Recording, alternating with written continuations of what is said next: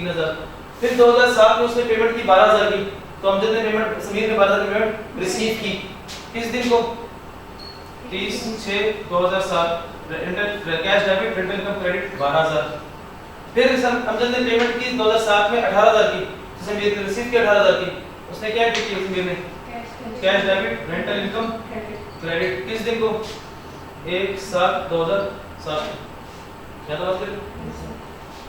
अमजद ने कितना इजाफी पे कर दिया? अच्छा सुने, कितना कमाया होगा? समीर ने कितना कमाया? कितने महीने का रेंट, शॉप रेंट दी हुई? 12 महीने। तो वो इनकम उसने अर्न किया, देखिए 31 दिसंबर 2007 rental income debit PNL credit 12 महीने का कितना बनता है?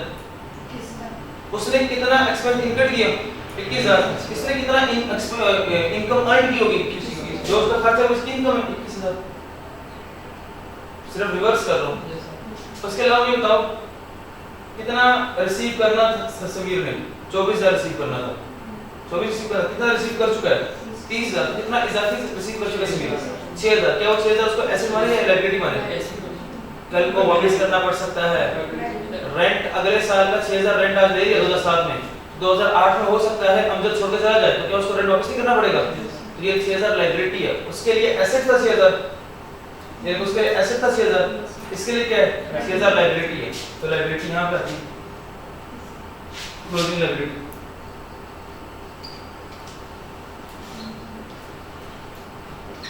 देखो उसी लेजर का रिफ्लेक्शन, मिरर इमेज एक्सपेंस वाले का मिरर इमेज, क्योंकि जो किराएदार का खर्चा है वो मालिक मकान की इनकम है। यह क्वेश्चन बताएं कितना डिफिकल्ट था क्वेश्चन? नहीं था? होना चाहिए। आ जाए क्वेश्चन देखो, क्वेश्चन भी आपके 14 नंबर क्वेश्चन करेंगे।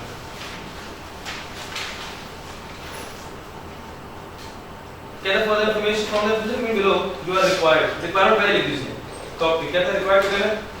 Calculate charges to the profit and loss account. चार्जेस to the profit and loss account का क्या मतलब होता है बच्चों? वो बेसिकली ऐसे कहना चाह रहे हैं expense incurred profit and loss account for the year in respect of rent, rates and insurance. Charges to the profit and loss account का मतलब ये है वो कौन से एक्सपेंस की बात कर रहा है? चार्ज करना यानी एक्सपेंस होता है एक्सपेंस इनकर्ड। कहता तीन लेजर्स बनाओ, rent, rates and insurance. Rates basically sir tax expense नहीं होता, बिजनेस के टैक्स उसे रेट्स कहते हैं। तो तीनों खर्चे हैं, rent expense, rate expense, insurance expense. क्या तीनों खर्चों का वो बताओ प्रॉफिट एंड लॉस में कितना जाएगा? इसे कम कह रहा है to state the amount of accruals और प्रीपेमेंट्स। कहता है अगर किसी के केस में रेंट, रेट या इंश्योरेंस के केस में कहीं पर एक्रूवल्स की गई है यानी कि या कहीं पर पेबल है। एक्रूवल्स का मतलब क्या है? पेबल। एक्रूवल्स का मतलब क्या है? पेबल। प्रीपेमेंट का मतलब क्या? पेमेंट करती है हमने एडवांस में, ऐसा एसेट होता है। किसी का लायबिलिटी किसका एसेट क्लोजिंग कर रहा है वो बताऊंगा। और साल का खत्म हो रहा है 30 जून 2004। कहता है एक्रूवल पेमेंट्स एट 30 जून 2003 पिछले साल की क्लोजिंग डेट पे दे रहे हैं। पिछले साल का क्लोजिंग और इस साल का क्या? ओपनिंग का है। रेंट एक्रूड, रेंट एक्रूड मिलता है। एक्रूड का मतलब क्या है? पेबल। मिलता है ये रेंट का ओपनिंग पेबल है या ओपनिंग प्रीपेड है? Opening payable. इस साल लिखिए ओपनिंग पेबल। रेट्स प्रीपेड, ये क्या है? Opening prepaid. इंश्योरेंस प्रीपेड का मतलब क्या? Opening prepaid.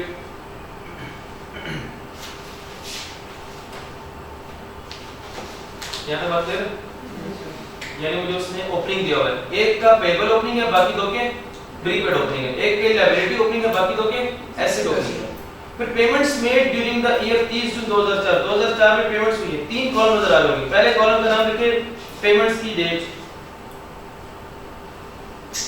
पेमेंट्स की डेट। हमने लेजर में हमेशा किस चीज पे रिकॉर्ड करना होता है? पेमेंट्स की डेट, इस पे रिकॉर्ड करना है। सेंटर में जो लिखा, जो एंड पे लिखा है रुपीस, उसके लिखिए पेमेंट अमाउंट। कितने से रिकॉर्ड करना होता है? पेमेंट वाले अमाउंट से। और जो सेंटर में लिखा हुआ है ना इसका लिखिए इसका नाम लिखिए पेमेंट पीरियड, जो से महीने कवर हो रहे हैं। क्या हमेशा करंट महीने कवर होते हैं या करंट के साथ प्रीवियस भी कवर हो सकते हैं? क्या करंट के साथ प्रीवियस कवर होती है, करंट के साथ फ्यूचर के महीने भी कवर हो सकते हैं पेमेंट करते वक्त, यानी सिर्फ इसी महीने की पेमेंट हो रही होगी या अगले की पेमेंट हो सकती है, पेमेंट पीरियड है फर्स्ट 10 अगस्त, 26 अक्टूबर, 2 नवंबर, 12 दिसंबर, 17 अप्रैल, 9 मई। ये बेसिकली 2003 और 2004 में जो बेसिकली पेमेंट हुई, क्या सारी पेमेंट मेरे साल में आ रही कि नहीं आ रही? मेरा साल लिखिए शुरू हो रहा है, जो मेरा साल है वो शुरू हो रहा है 1 जुलाई 2003 से 30 जून 2004 तक मेरा साल है। तो बताएं क्या ये सारी डेट्स 1 जुलाई 2003 से लेकर 30 जून 2004 फॉल कर रही है कि नहीं कर रही? कर रही है फॉल, बिल्कुल फॉल कर रही है। मुझे ऐसा क्यों लग रहा है कि बस वैसे यस सर कर लो, कब समझ नहीं आ रहा? यस सर तो मैं आ रही समझ लो इधर से तुम लोग तो आई लेट हो, वो सवाल तुम्हें क्या समझाया होगा? तो वो मैंने कर दिया, हो गया तो ऐसे किया यस मैच कर लेंगे। क्वेश्चन 3 मजाक कर रहा हूँ। नो सर ये लगा कितने लेजर्स बनने हैं? 3। तीनों के नाम rent, rates and insurance.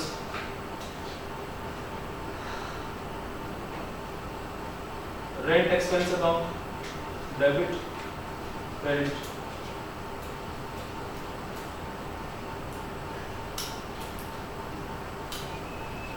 And number 3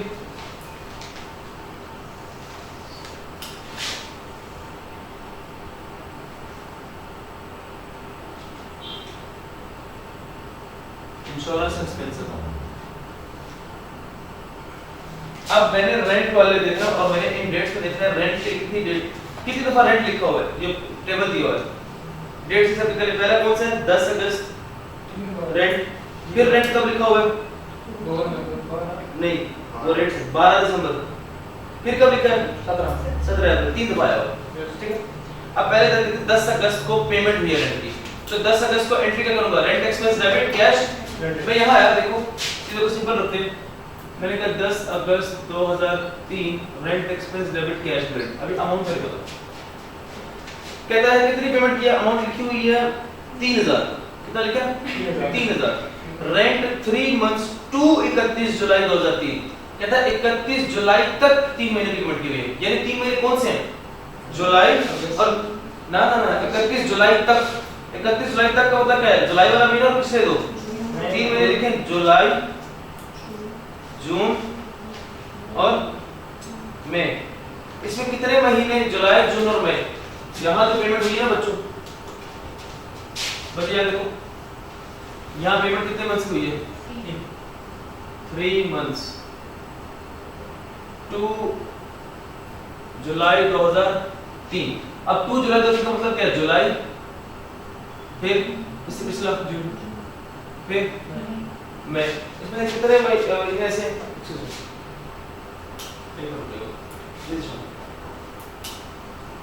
hello जी,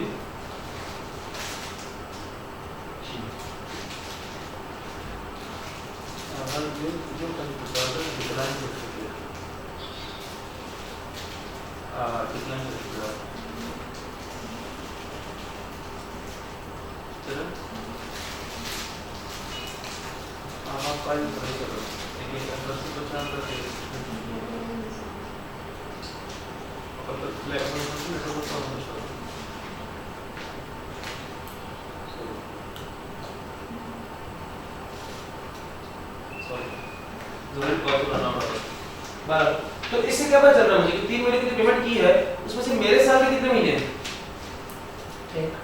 एक कौन सा वाला है? जुलाई। मेरा साल शुरू कब हो रहा है? जुलाई। 1 जुलाई 2003। और उसमें जो पेमेंट की है उसमें जुलाई 2003 की पेमेंट हुई है? यस हुई है।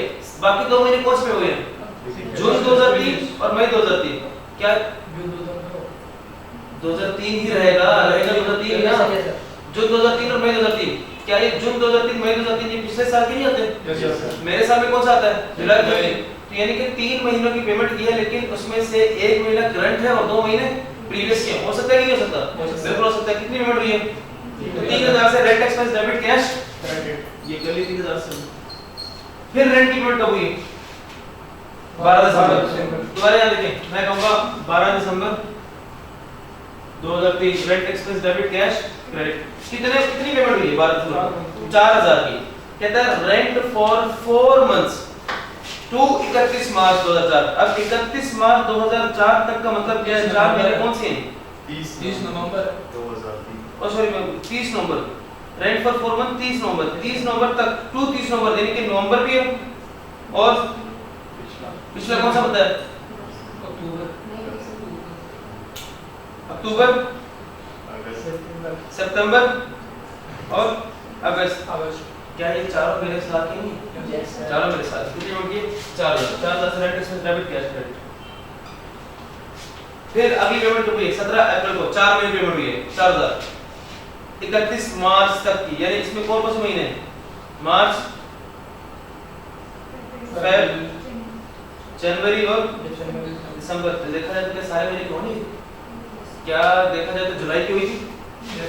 इसकी कौन से महीने? 4 महीने नाम बताएं।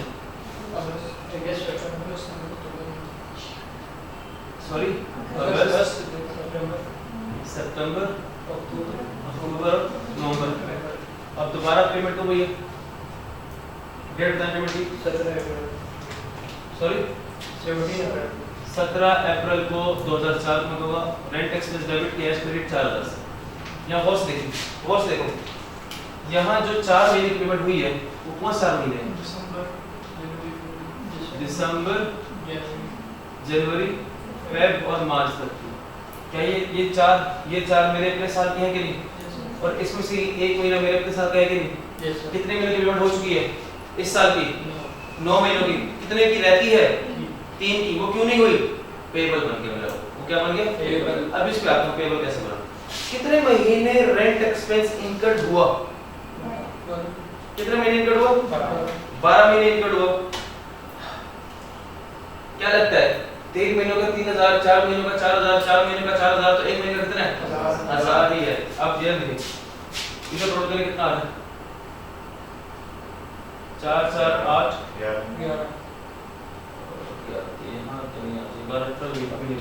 यहाँ देख लो 31 नहीं बल्कि सॉरी 30 जून 2004 को मैंने कहा P&L debit rent expense credit कैसे कैलकुलेट किया? मेरे पास महीने कितने?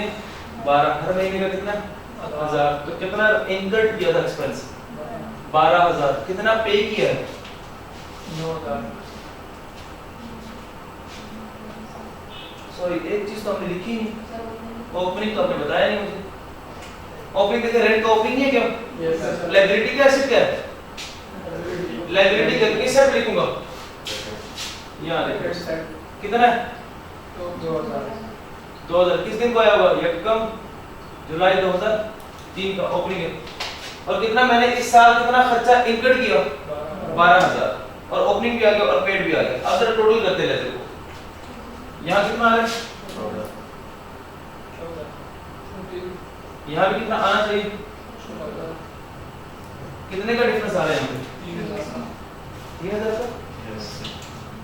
यस 3000 का। क्या कह सकता हूँ ये 3000 लायबिलिटी का क्लोजिंग है जो मुझे पता चला 30 जून 2004 को। और मुझे ये भी पता है कि ये कौन से 3 महीने हैं? मार्च के बाद कौन से महीने थे? अप्रैल, मई और जून। इसकी पेमेंट नहीं की थी 3 महीनों की। 1 महीने की कितनी थी? 1000। तो कितना मुझे पे करना है? 3000। क्या क्लियर हो रहा है कि नहीं हो रहा? Yes sir. टाइमलेस पे क्लियर हो गए? रेंट का बन गया? Yes sir. आ जाए रेट्स पे। अब पहले रेट्स का ओपनिंग है। Yes sir. कितना ओपनिंग है? 1500। तो लायबिलिटी या एसेट है? एसेट है। यहां जाए 1500। डेट क्या बनेगी? 1/1/2003। अब बताओ रेट्स के बारे में पेमेंट कब हुई है? पहले तो 2 नवंबर। फिर कब हुई है? 9 मई को। 2 नवंबर को देखो, 2 नवंबर को पेमेंट हुई तो मैं क्या दूंगा? Rate expense debit cash credit. यहां देखो rate expense debit cash credit किस दिन को? 2 नवंबर 2003। अब कितनी पेमेंट हुई है? 1500। 1500 है ना? 3500 सर। 3500 यहां देखो 3500 से मैं एंट्री तो कर दे लेकिन मैंने समझना भी तो है कितने महीने का पे हुआ है? 6 महीनों का। क्या लिखा हुआ है? 6 मंथ्स टू 31 मार्च। यानी 6 महीने कौन कौन से होंगे? मार्च, फेब, जनवरी, दिसंबर, नवंबर, अक्टूबर, इन 6 महीने की पेमेंट हुई है। फिर कब पेमेंट हुई? 9 मई को। अगेन मैं क्या करूंगा, 9 मई को रेट एक्सपेंस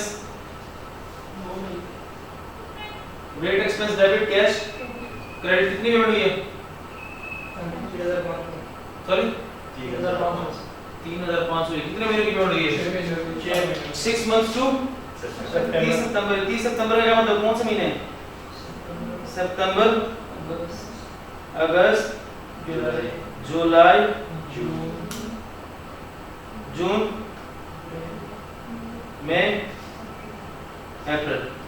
मई और अप्रैल। पिछली जो पेमेंट हुई थी वो मार्च तक हुई थी और मार्च के बाद अप्रैल की भी हो गई, अगस्त में अप्रैल की, मई की, जून की भी होगी, अगले साल जुलाई की भी होगी, अगले साल अगस्त की भी होगी और अगले साल, क्योंकि उसने कहा हुआ है 30 सितंबर 2004, मेरा साल तो खत्म हुआ है 31 जुलाई 30 जून 2004, यानी जून के बाद जुलाई, अगस्त, सितंबर 3 महीने अगले साल की पेमेंट भी हो गई है 3500। अब मैंने ये देखना है कि मैंने कितना एक्सपेंस इनकर्ड किया और मैंने कुछ प्रीपेड किया या लायबिलिटी हुई, ये चीज मैंने देखनी है। अब बेसिकली पहले मैं अगर एक्सपेंस इनकर्ड की लिखूं ना तो मुझे सही से क्लियर नहीं होगा कितना इनकर्ड हुआ है, मुझे क्लियर नहीं हो रहा है। अगर 3 महीने का 3000, 4 महीने का 4000 होता तो हर महीने का 1000 होता, मुझे वो चीज क्लियर नहीं हुई। मैं जस्ट यहाँ पे डेट लिख देता हूँ